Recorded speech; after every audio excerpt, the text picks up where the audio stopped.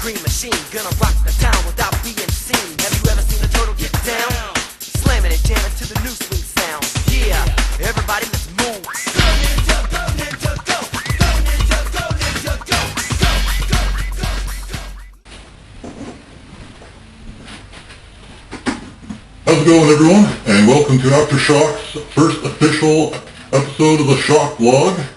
I'd like to thank everyone for joining me here today. And before we get started, I'd just like to say, hey, sorry how late this was.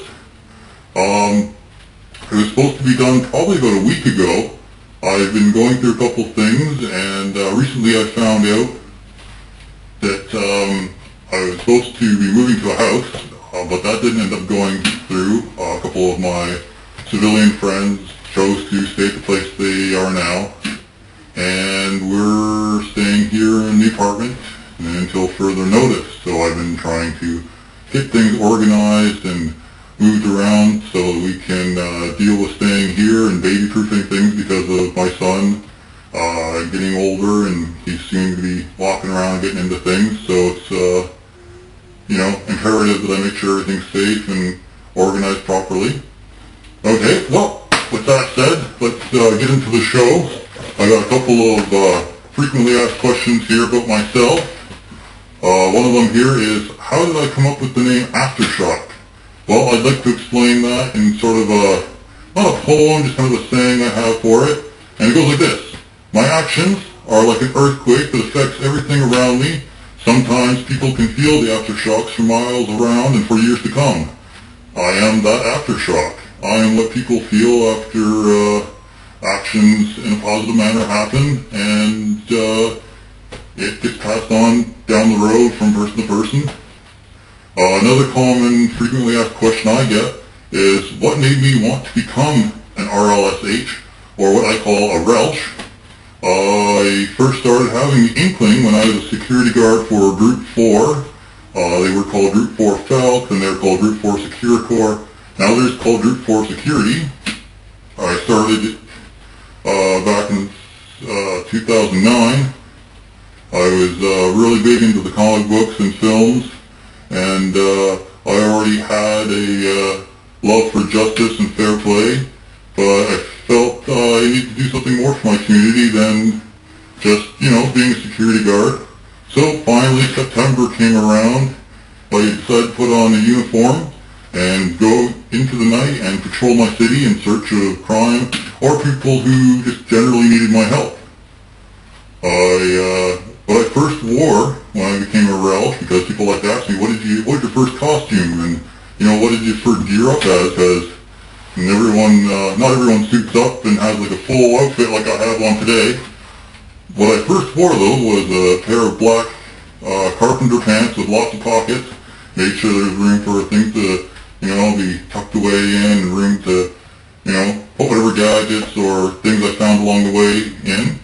I also wore a green face mask. It was sort of a paintball mask. It was just the look of a human face.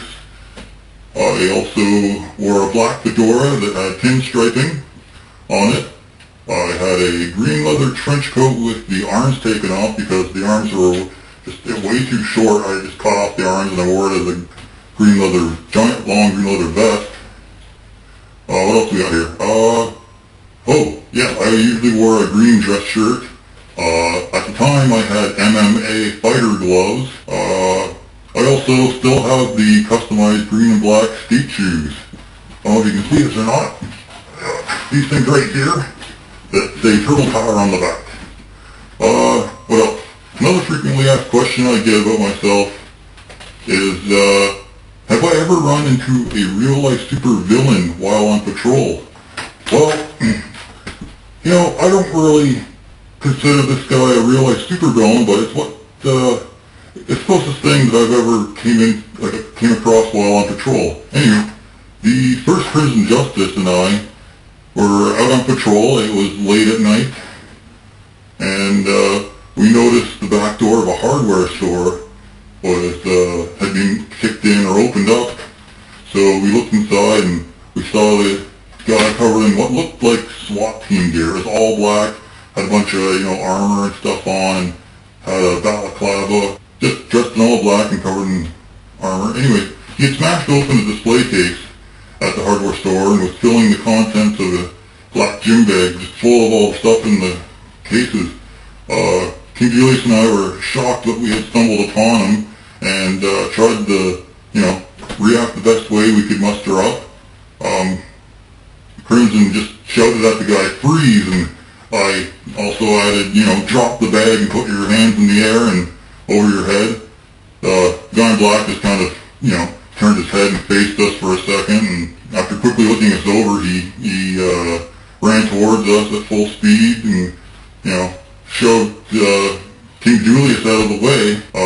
I tried to, intercept and grab the guy, but I got a hard right punch to the face, and I kind of stumbled back against some trash cans, and he just kept on going.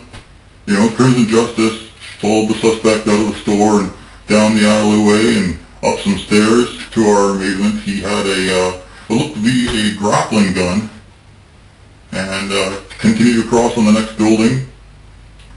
And there was not much we could do, so we had to go back down the stairs, back around to the alley. By the time we got there, though, the police had showed up and he was gone. It's unfortunate, but, that's how things go down sometimes. Alright, the next frequently asked question I get is, who were the first two Crimson Justice members? Well, the first was the guy I was talking about in the previous story about the SWAT team looking supervillain guy. The first Crimson Justice, also known as King Julius, he was, at the time, he was just a friend of my cousin's, only about 16 or 17 years old or so. He also wanted to do something more in his life and for his community. So I brought him along on one of my patrols, and just to show him what it was like, we cruised around town in my Nissan at the time, and looking for anything suspicious, just told him about what was going on and about my nightly routines and about the cause. And after a while, we stopped at the Bowmanville Max convenience store, a couple doors down from what looked like a few teens hanging around and looking to score some drugs or dope. So Julius offered to go scout it out while I stayed in the vehicle. He walked by them and kept his ears open, and when he returned, he confirmed what our suspicions were. They were in fact looking to score some weed. We notified the police anonymously and waited. The police arrived about 10 minutes later or so, it seemed. The kids took off, though. From that moment, the first Crimson Justice was born. He was like, alright, I have to do this now, because he loved doing the stakeout, checking out different places for criminals and criminal activity, and that's basically how he started, was just on a cruise around town with me, looking to, do some good. The second Crimson Justice came along about 2 years later, after the first one resigned due to his, parents conflicting, and he had some parole orders that he couldn't, be doing what we were doing anymore. I met the second King Julius when a guitarist actually answered my Kijiji ad, looking for another teammate for my band. During jams, I'd talk to him about real-life superheroes and their cause. He slowly became interested, and, I eventually let him in on the fact that I was actually Aftershock and a relish myself. He agreed to join the Katalysts and took my suggestion to take up the mantle of Crimson Justice II, because he didn't really have anything else costume-wise or, uniform-wise or name-wise, so he just decided to honor the role of Crimson Justice again, and that's how the second one came to be. Alright, this part of the show is going to be where I read off some of the questions that I've been given from some of the viewers of the pre-pilot episode called Turtle Man. It was about 10 minutes long, and I got some viewers to check in with me and give me some questions, and I told them I'd do my best to answer them. and I will proceed now. Okay, so the first couple of questions here is from Chimerical. She's from North Carolina, and Chimerical asks, what goes through your head when you're out on patrol? Well, personally, I'm just hoping that I don't have to deal with the police while on patrol. When they pull over and stop me, they usually want me to unmask and give out my identification. Not a big fan of doing that. It's unfortunate in itself because then anyone who's, walking by and will see my real face and recognize me, thus, spoiling the secret identity. While that on its own does suck, it's minimal to what could potentially occur when being pulled over by the police. They could, they could attempt to come up with a reason to charge me for simply being in public with a mask and uniform on, for some reason they tend to just assume that you're up to no good, even though you might not be trespassing, you might not be doing anything suspicious other than just being out of the norm, not being a regular everyday citizen walking along the street and looking average. They like to, talk to us for a while, and it's kind of nerve-wracking because I've unfortunately had run-ins with the law before, and it's never usually been good.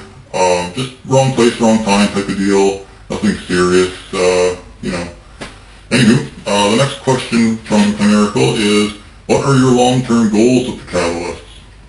I'm not sure if she means this or not, but one of my long-term goals I have is to eventually turn the Katalysts into a government-recognized non-profit organization. Another long-term goal is to have a fully functioning team of about 20 to 30 members operating in Ontario alone, then maybe 10 to 20 in every other province, as well as eventually some members on subsidiary teams in the United States. I already have one or two going on right now. We used to have a guy named the Black Gentleman.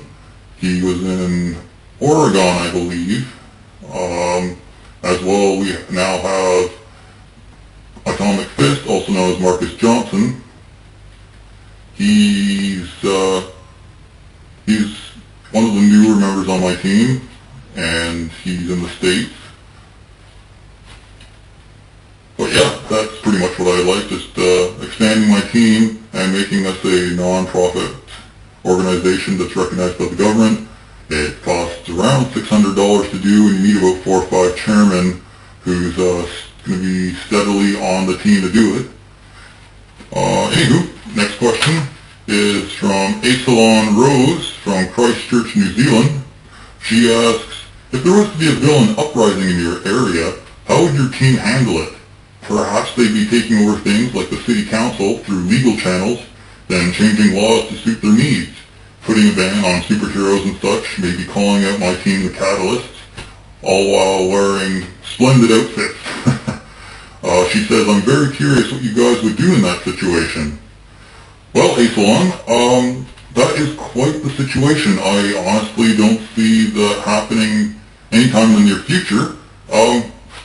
However, but for the sake of the question, I would say that we have to conduct ourselves in a more political manner in order to properly combat this type of threat. We would obviously have to fight legislation of superhero banning through proper legal channels and raise public awareness of the corruption that was taking place so we could vote out said supervillains.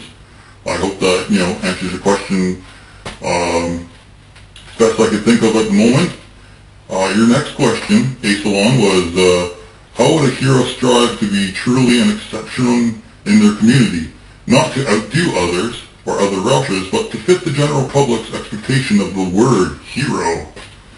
Well, that's a really good question, actually. If a hero wanted to be exceptional and do more than just patrols or homeless outreach or, cleaning up the parks or things like that,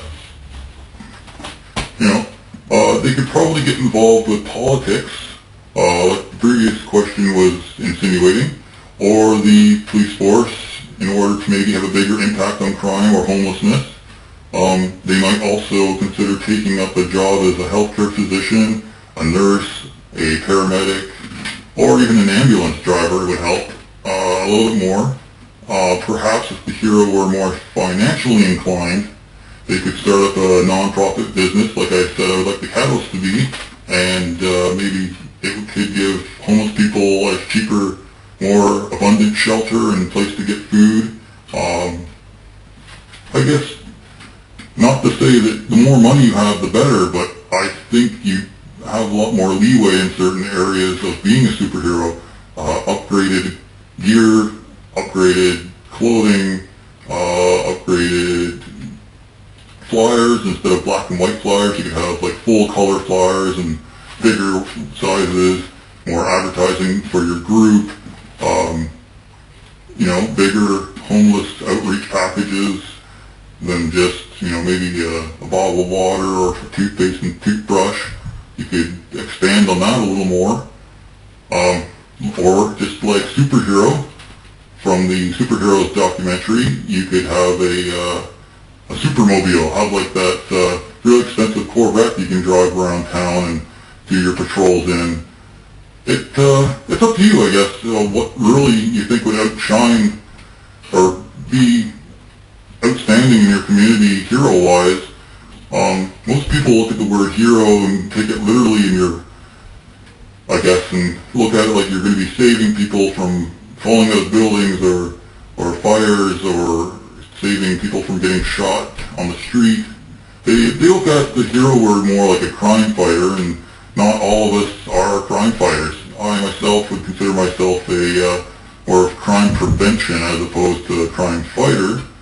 I don't really go out looking for trouble. I don't really go out looking to stop gang members or bust a whole den of crack dealers or anything like that, but I just go out, do my thing, and whatever happens, happens. I'm, most of the time pretty safe. But yeah, if you want to be an upstanding citizen, it seems to be more in your benefit to have a financial backing. Anywho, enough of that. Aftershock the Superhero from Facebook, a nice name, I like that name. Anyways, Aftershock the Superhero says, do you think someone needs a little self-defense training in order to be a superhero or a crime fighter? Well, once again, it goes back to the whole crime fighting thing. I definitely would recommend some self-defense for sure, as well as maybe some daily exercises like pushing and jogging, push-ups and jogging, if one intends to be a real-life superhero. Self-defense is great, actually, for confidence boosting, and it's a good way to learn respect for yourself and others and responsibility. I would personally suggest that you do a lot of research on your local laws, just to make sure you're not accidentally breaking any of them while on patrol yourself. You can never know too much about, things when it comes to the law and your rights. Next question is from Dusk. He's who I call the Red Dusk in the community, because there's a couple of them. Anyway, this Dusk is from Colorado Springs, Colorado, and he asks, how would I go about starting to do outreach stuff? And by that he means homeless outreach. I told him in a private message what to do, but I think it'd be good to answer here on the shop blog. Dusk, you should, do what I told you. Like, the homeless outreach is a very noble cause, and I do it myself. I would suggest just maybe at first walking around your neighborhood and surrounding area, getting to know the homeless and needy citizens. Don't be afraid to talk to them, because you might run into someone and they might not be homeless, they might just be kind of poor, and poor people need help just as much as the next man. Just talk to them, see what their needs are. Ask them questions like, hey, how are you, how's your day going? And you'll probably get a good feel of whether they are in fact homeless to begin with or not. Then from there, maybe inquire about what they could use to help them out or what items they need. Most items you can get are fairly cheap at a dollar store or your local Walmart. I would probably pick up some hygiene items like toothpaste, toothbrush, soap, shampoo, or deodorant. then maybe some like healthy snacks or even sandwiches if you've got the money to make a bunch of sandwiches for the homeless people out there. Bottled water is always great in the summer because it's really hot, and you don't want them drinking out of a creek or something that's filled with bacteria, and whatever. But bottled water is really good in the summer. Socks and gloves are good in the winter or colder temperatures. Even if you can spare them old blankets or sleeping bags, that'd be great too, because a lot of them can or can't or won't go to homeless shelters for whatever reason. But yeah, that's a pretty good way to start doing your homeless outreach, and just talk to them, find out who's who, see what they need, see what they think they need, and just don't be afraid to talk to people. They'll let you know how they are pretty quickly if they are in need of something. Next question is from Dallas Aerosmith from Fallen, Nevada. He says, what kind of weapons do you carry? Well, I myself do not carry anything that would be considered a weapon. I consider weapons to be offensive items, whereas I would only ever consider carrying defensive gear or items. Depending on the laws in your province or state, you can easily find yourself in a situation where you become the one being arrested and charged. As a real-life superhero or an aspiring hero, you don't want to be on that side of the law. Unfortunately, criminals don't follow the law, and they will more than likely have illegal or concealed weapons. But we have to play it by the books ourselves, guys. So, we're not above the law, and should never take the law into our own hands. That's where some of us cross the line and go into vigilantism. And, when I first started, I thought vigilantism was what I was doing, and I thought it was a good thing. I came to eventually learn that being a vigilante is actually criminal to a degree, because taking the law into your own hands is very risky business. And just on a side note, after talking to some of the local police and whatever, they don't really like the V word, so I wouldn't suggest dropping that you're a vigilante out there or anything like that. And I would just simply say you're on a safety patrol and you're looking out for the well-being of others.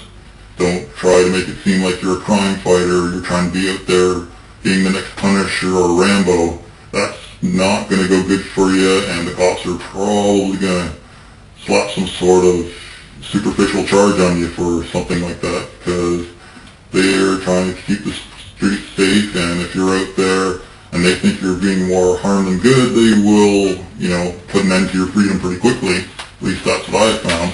Anywho, that's the end of the questions from our viewers, and I thank you very much for, coming to me and bringing forth those questions to answer.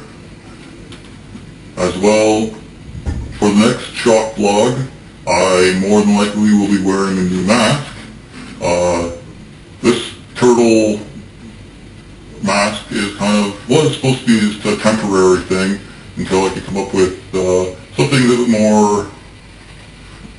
represented me on a different level. This was more of a tribute to the people in my town that refer to me as Turtle Man. I now have finished a new mask, which will be the Aftershock mask, and I might be wearing a different hat as well. The helmet kind of works better for this mask, but for the next one I'm probably wearing a fedora or the large brimmed hat. As well, if you would like to see me wear the Teenage Mutant Ninja Turtle style mask for the next shock vlog or the following one, please let me know. I might wear that depending on how many people vote to see me wearing it. As well, don't forget to leave me any questions that you might want answered for the real life superheroes or the Katalysts, which is my team, or for myself, asking me personal questions about my my character, I guess you could call it, Aftershock or Turtle Man, depending on which one you're more interested in. I'll be glad to answer that in the next shock vlog. As well, thank you in advance for subscribing and liking. I know you'll definitely want to be hearing more from me in the future. Hopefully we can get some sort of banner behind me going. I was supposed to have the big Katalysts banner, but it'll be way outside of the frame on this side, so it'll be way outside of the frame on that side. It was just a big to-do to try and hang that thing up, so it's way too big for this room. So I'll be working on a new shop vlog specific banner for the next time. I hope you will be staying tuned for that one, and I haven't bored the crap out of you too much. We're going to try and spruce it up, like I said, next time for the next episode, as well as maybe get a guest or two. Stay tuned, stay safe, and that's it from Aftershock on the Shock Vlog. Thanks for watching. Have a good day.